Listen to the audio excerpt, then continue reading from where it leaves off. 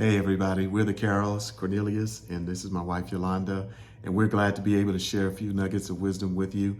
We've been married for almost 44 years, very excited about it, and I love it when we talk about that, and she asks, can we stay? I love it, I love it. Yes, Right. baby, you can stay, and I hope I can stay. Right. We look forward to that.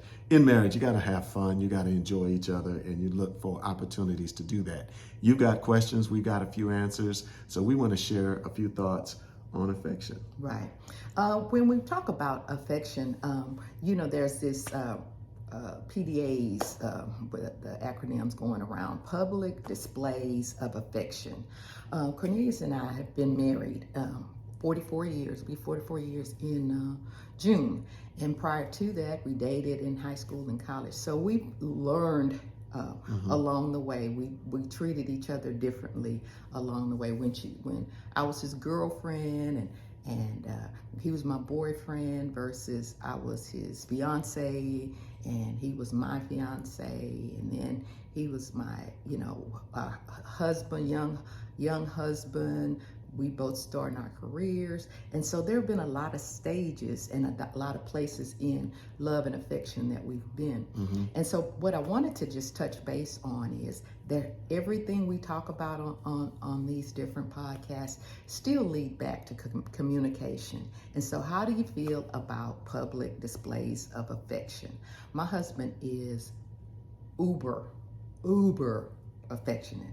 He finds romance in this bunch of grapes that's sitting here on this counter, because you look at it long enough, you was like, you know what, these grapes are lovely. And I think there's love when you share grapes with each other, And they're sweet. and they're he can find some love, some romance in anything, and that's an amazing character trait that he has. And I, on the other hand, are much more reserved in that area. When people ask, who said I love you first? He did. Who says I love you the most? He does. Who wants to hold hands when we're walking in the parking lot or from the car? He does. Who wants to Because I don't want to lose you.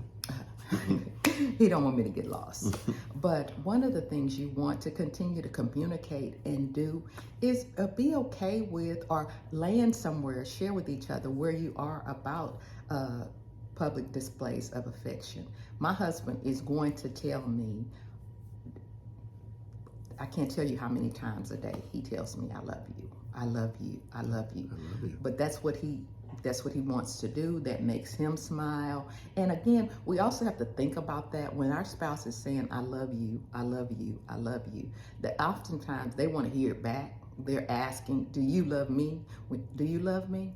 Do you love me? So as you think about and you hear this over and over again, think about when that person says, you're beautiful, then there is an underlying little boy in there says, well, do you think I'm handsome? When he or she says, I love you, that there's an underlying question, well, do you love me? So as we walk this journey out with affection, we want to try to be listening to what's being communicated to us. And again, again, my husband likes to hold hands. And a part of that is that's part of his love language is physical touch. So there are more than just, I don't want you to fall in the water. I don't, want you to stumble, off the stage. It's just, I want physical touch. Plus, I also want you to know that I want you.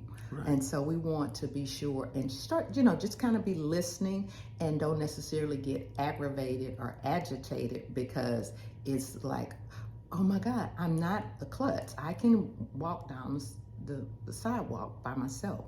We'll be sure and just try to think that thing through and think who it is, who the person is that's doing that.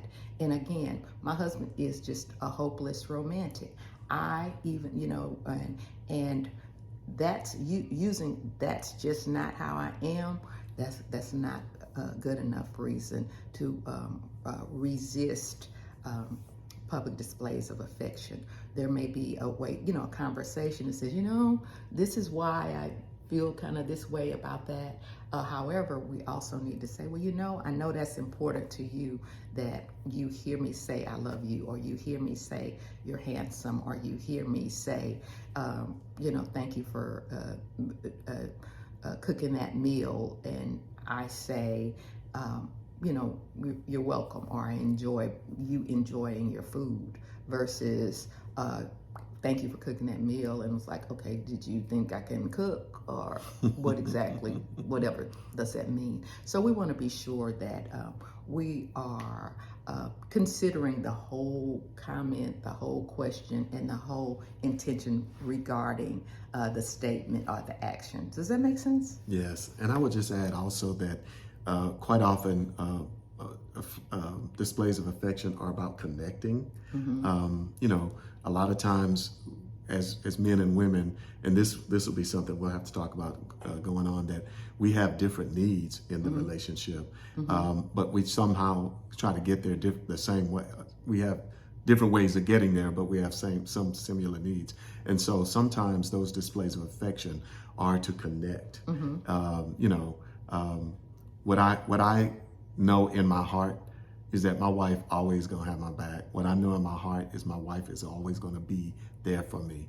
And so sometimes when we're walking down the street and I just grab her hand while we're walking, it's an example that, or to me, it's just a statement that, baby, I know you're right there. I don't have to look for her hand. And if I was holding somebody else's hand, I know it would be different from the way her hand is. So it's a connection, and it feels a need that, and as men, we have to learn the difference between affection and sex.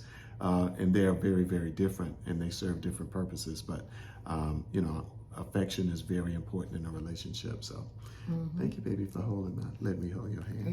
You're welcome for holding your hand. And again, some of the things we have to do, the uncomfortable until it becomes comfortable. That's one of my mother's phrases.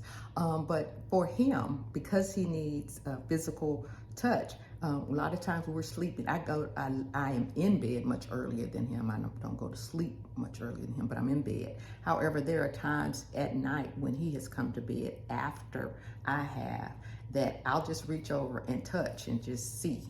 And he feels that. He's like, I'm right here.